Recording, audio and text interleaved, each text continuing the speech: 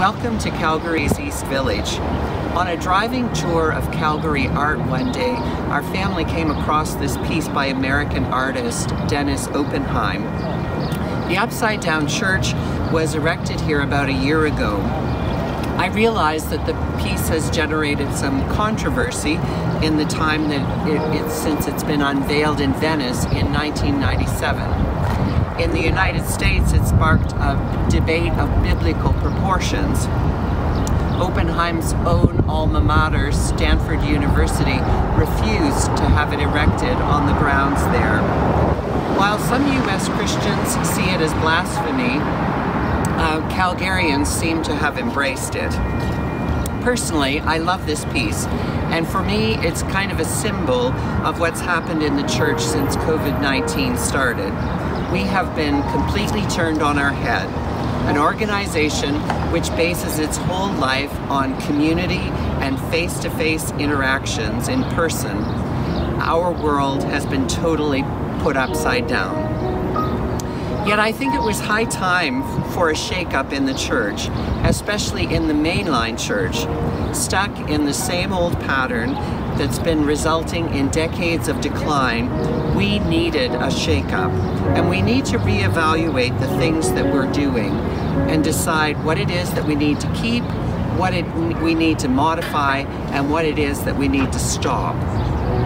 As a result of this shake-up, your staff and elders at St. Andrew's have had to reimagine our whole ministry online. Now, the exciting thing about this is that it's required an adaptability and a suppleness and a creativity that actually will build capacity at St. Andrew's and help us well beyond this COVID-19 season. Not only have there been a stack of problems in this season, but also there have been really unprecedented opportunities of allowing us to be able to minister to people far beyond just our traditional walls. Being turned upside down actually opens us up like never before, and if you notice, the top of the church upside down is open to the world. This COVID-19 season has also turned our personal lives upside down.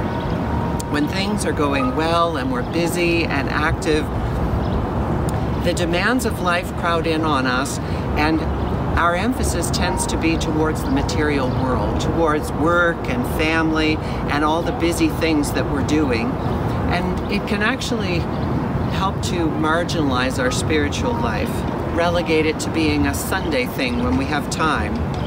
But when all that gets thrown on its head, the basic questions of life start rising to the fore. If I'm not my job, then who am I? What am I here for? Where am I going? And what about my life needs to change or become different? Well, these crucial questions of meaning and life and death often rise to the fore when our world is turned upside down. And that's not a bad thing. Well, in this upside down season, St. Andrew's is helping us to be able to explore such questions through a summer of wisdom as we find solid ground on the wisdom books of the Old Testament. We're starting with Proverbs, which is meant to be a practical manual for living and for learning about what's right and just and fair. Wisdom not only teaches us relational values, but also the elements of community life, and also makes us open to God's presence.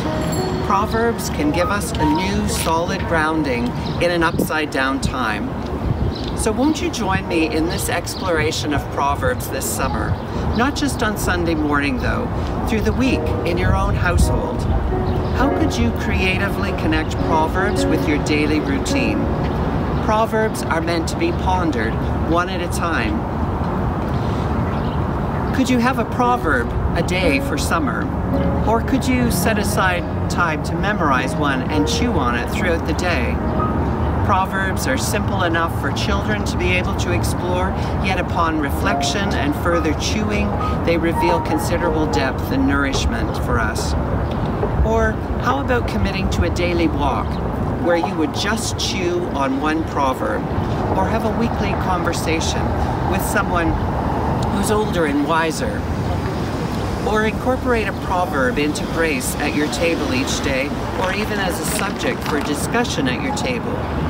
How could Proverbs help you find solid grounding in these upside down times and also allow you to grow in wisdom and peace this summer?